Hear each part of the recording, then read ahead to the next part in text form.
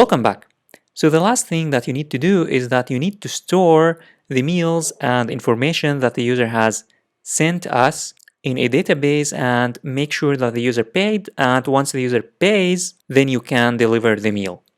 And of course, in order to accomplish that, you will have to have a server-side programming language and store this object, which is the user object, which contains the meals and the ticket. These are the most important things, the two most important things. Of course, in your checkout here link, you will have, of course, to get the user location. And then once the user pays in that link, you can deliver the meals because you have the ticket. And here, once the user clicks on the checkout, you can just use the ticket to know that this specific user has ordered these meals.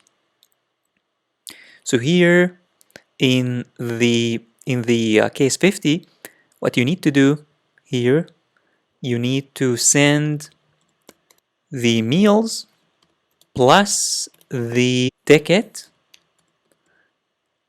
and plus the payment status, meaning that you need to check, you need basically to set the payment status to not paid yet, so that if the user doesn't pay, then you will not deliver the meals. You need to wait for payment, and once the user pays, then you can start delivering the meals. And to make requests, you can just simply use the this function which we created before, which is going to make a request to your backend. You need to have a backend, and in order to have a backend, you will need to have a server and a database, and you can make calls and send the meals as well as the ticket and payment status. And if you don't know about these stuff, you can hire a backend developer that will do that for you.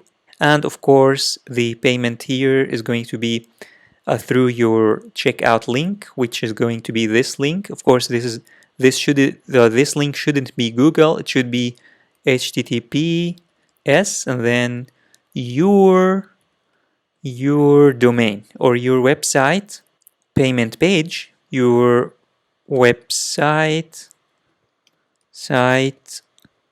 payment page.com or whatever your name of your restaurant or payment system, so that once the user pays, you will know that the user paid, and then you can start delivering meals to the user.